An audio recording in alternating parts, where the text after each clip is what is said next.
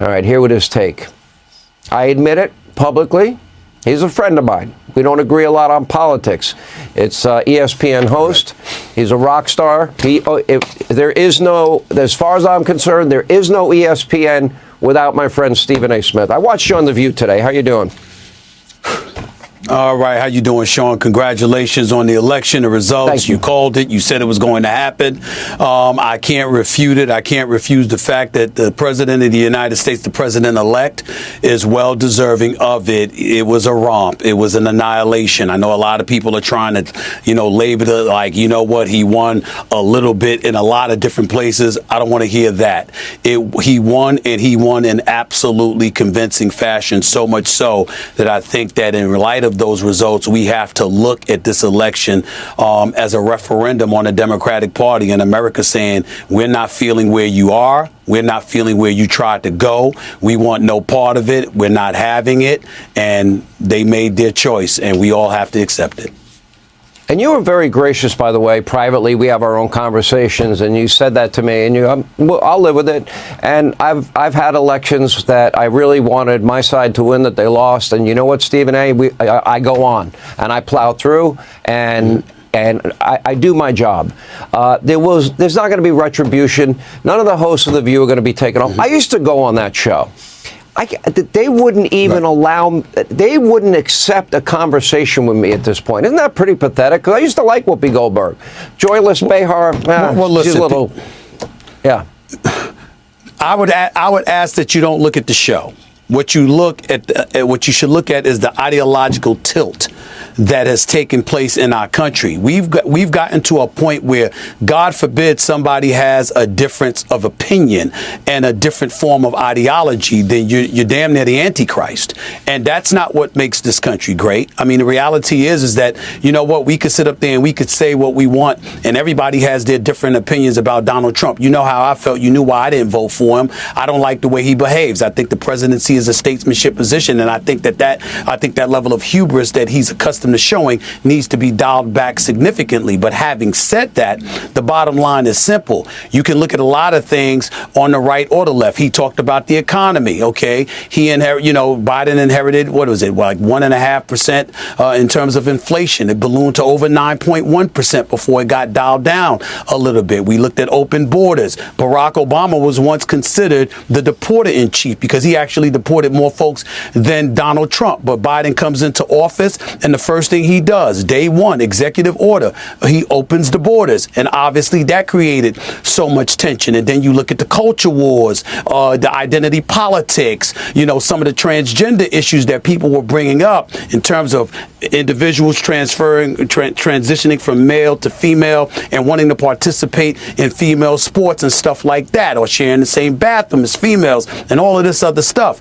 America said, hey, we're not down for that. We're not going for it. And no matter what you try to throw in our direction, that's not what we're concerned about. We're primarily concerned about the economy. We're primarily concerned about our borders and about being safe.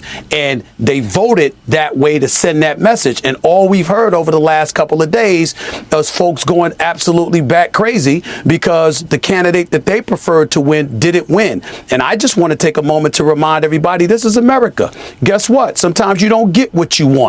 But we are known for having intestinal resolve and making sure we're able to march forward and work with whichever candidate ends up being in office and winning, and find a way to work with one another and reach some degree of compromise so we have civility in this country instead of chaos. It's going to be up to Donald Trump to contribute to that, no doubt.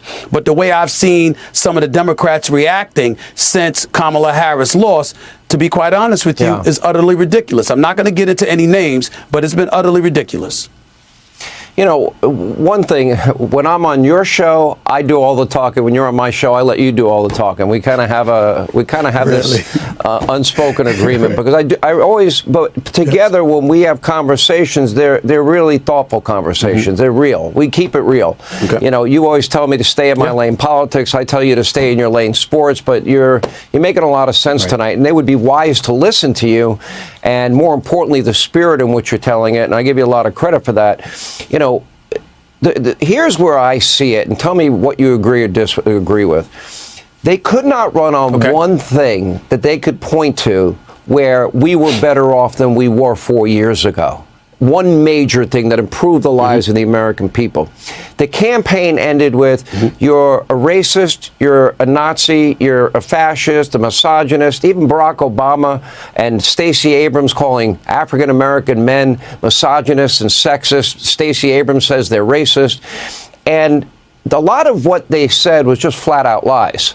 Kamala told us for 3 years the border was secure. It was not. Everybody knew it wasn't.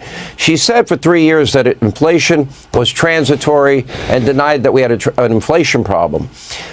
She also lied during the campaign, her final argument. She told American women, she told them that Donald Trump's going to sign a national abortion ban. That was a lie. She said Donald Trump will limit your access to contraception. That was a lie. She said that he would ban IVF. That was a lie. She tried to scare seniors and say that he's going to take away your Social Security and Medicare. He promised he would not do it. Benefits went up in his first term when he was president. So analyze that strategy. You can't run on what you did or what you succeeded at. So you're going to go to the lowest level, tell lies, and call people Nazis and fascists. Not a good strategy, Stephen A. Not nice either. Well, I'm not going to deny that it's not the greatest strategy. I don't know if you're entirely, completely accurate in everything that you're saying, because I can think of lies that the other side as well. But I will say this to you. If you're Kamala Harris, what you could have done is lean on the reports that the economy was actually getting better, and it actually is in a good place compared to where it was. You could have acknowledged that, guess what? True. I was a bit wrong in the position that I took on the border. And obviously it's not about flip-flopping, it's about me correcting the error of my ways. She didn't do that. But in the end, I will tell you, I'll do you a favor and tell you where the biggest crime came about from the Democratic Party. You had a situation with Biden, who promised to be a transitional president. He labeled himself a stopgap, somebody that was going to come in there, sort of calm the waters, and then move out the way for a young blood to come into the fray, and new blood, rather, to come into the fray and be the next president of the United States. There was supposed to be a red wave in the midterms. It didn't happen. What does he do? He's the incumbent. He gets comfortable and says, I'm not going anywhere. And that threw everything up in flux. So suddenly he's debilitated a bit. The cognitive decline is something that we were witnessing. People were noticing it but didn't want to speak about it. You let him go on stage and get embarrassed. June 27th, 3.5 weeks later, you elevate her. She never went through a primary or anything like that, which raised question marks. And then what do you do from there on, Sean? You obviously, they felt they needed to do whatever they could to get votes. This is what they were doing, and it didn't work. It didn't work, and that's what you have to applaud. The American people have spoken. They said, we're not going for that. We're looking at policies. We're not going for all of that. One last question. We don't have a lot of time. She never had to explain one time why she co-sponsored the Green New Deal, $93 trillion, and said she'd eliminate the filibuster. She never had to explain her position on gun mandatory buyback. She never had to explain why she said the rioters in 2020, 574 of them, won't stop, shouldn't stop, and she won't stop supporting them. She never had to explain... She never had to explain, why we're going to pay for free sex change operations for illegal immigrants. Can I help you out? And give them amnesty when they don't respect our laws. Will you agree with me, and we have 30 seconds for you to answer, that legacy media is dead? Do you agree or disagree? I'm not going to say it's dead, because I'm holding out hope that it can be resuscitated. But hold on to this moment, Sean, dead, because it's a rarity. Hold on to this for the rest of your life, okay?